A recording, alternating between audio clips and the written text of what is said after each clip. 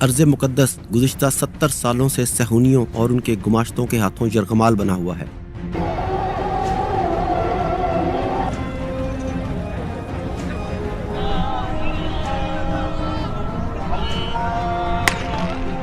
برطانوی سامراج کی سازشوں سے یہودیوں کو یورپ سے لا کر فلسطینیوں کی زمینوں پر بسایا گیا۔ سازش کا پلان پہلی جنگ عظیم کے اختتام پر تیار کیا گیا۔ دوسری جنگ عظیم کے اختتام پر برطانوی سامراج نے یہودیوں پر نازی فوج کی جانب سے مظالم کو جواز بنا کر سازش پر مکمل عمل درآمد کے لیے فلسطین کا انتخاب کیا۔ یہودیوں کو انصاف دینے کا فارمولہ یہ طے پایا کہ فلسطینیوں کو ان کے وطن سے بے دخل کر دیا جائے۔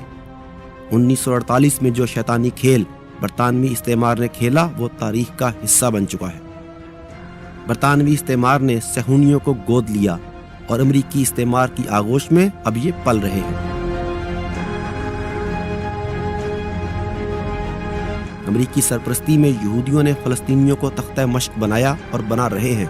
وہ انسانی تاریخ کا علم ترین باب رقم کر رہے ہیں۔ 20ویں صدی کے وسط سے لے کر اب تک اسرائیل فلسطین کی 90% زمینوں پر قبضہ کر چکا ہے۔ جو زمین فلسطینیوں کے پاس ہے وہ اس میں خود ہی قیدی بن کر رہ رہے ہیں۔ غزہ کو جدید دنیا کی سب سے بڑی جیل قرار دیا جا چکا ہے۔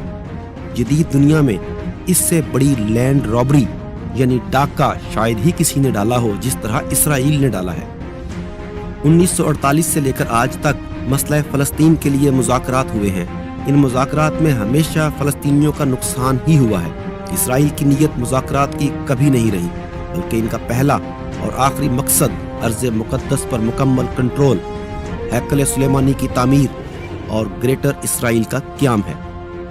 1948، 1967 اور 1973 کی جنگیں اسی پلان کا حصہ تھیں۔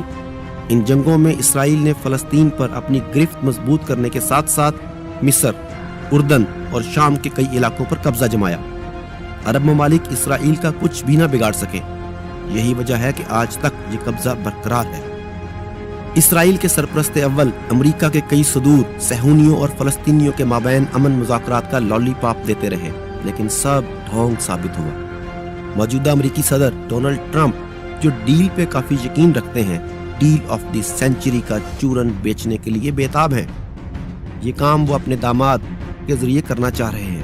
اس سے پہلے کہ ہم اس مبینہ ڈیل کے مضمرات کے بارے میں بات کریں، پہلے اس کا پس منظر اور خد و خال جاننے کی کوشش کرتے ہیں۔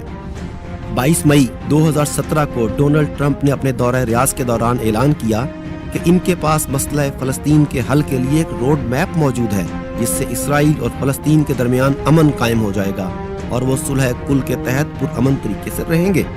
یہ اعلان انہوں نے عرب کے چوٹی کے رہنماؤں کے سامنے کیا۔ عربوں کے ساتھ روایتی تلوار رقص اور اربوں ڈالر کا سودا طے کرنے کے بعد ٹرمپ ریاض سے سیدھا تل ابیب پہنچے۔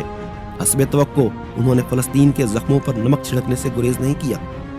انتہائی ڈھٹائی سے امریکی سفارت خانہ اگلے سال بیت المقدس منتقل کرنے کا اعلان کیا، گویا ڈیل آف دا سینچری کی ابتدا کی گئی۔ حسب وعدہ ٹرمپ نے 6 دسمبر 2017 کو وہ کام کر دکھایا جو آج تک کسی امریکی صدر نے کرنے کی ہمت نہیں کی۔ وعدے کے مطابق امریکی سفارت خانہ تل ابیب سے بیت المقدس منتقل کرنے کا اعلان کیا گیا۔ گزشتہ سال 14 مئی 2018 کو یوم نکبہ کے دن ٹرمپ نے بیت المقدس میں امریکی سفارت خانے کا افتتاح کیا۔ اسی دن صہیونیوں نے 60 فلسطینیوں کی جانیں لے لی۔ ٹرمپ اور نیتن یاہو ایک دوسرے کو مبارکباد دیتے ہوئے فلسطینیوں کی لاشوں پہ مسکراتے رہے۔ امریکی اقدامات، اسرائیل کی بڑھتی ہوئی جارحیت اور عرب ممالک کی لا تعلقی میں بہت سے راز چھپے ہیں جسے ڈی کوڈ کرنا لازم ہے۔ مشرق وسطیٰ میں تسلسل کے ساتھ واقعات، مثلاً گولان ہائٹس پر اسرائیل کے قبضے کی حمایت، مغربی کنارے میں آباد فلسطینیوں کی سرزمین پر یہودی بستیوں کی تعمیر اور امریکہ کی جانب سے اقدامات کی حمایت کیا محض اتفاقات ہیں یا ڈیل آف دا سینچری کا ٹریلر؟ یہ جاننے کے لیے ہمیں ڈیل آف دا سینچری کا پوسٹ مارٹم کرنا ہوگا۔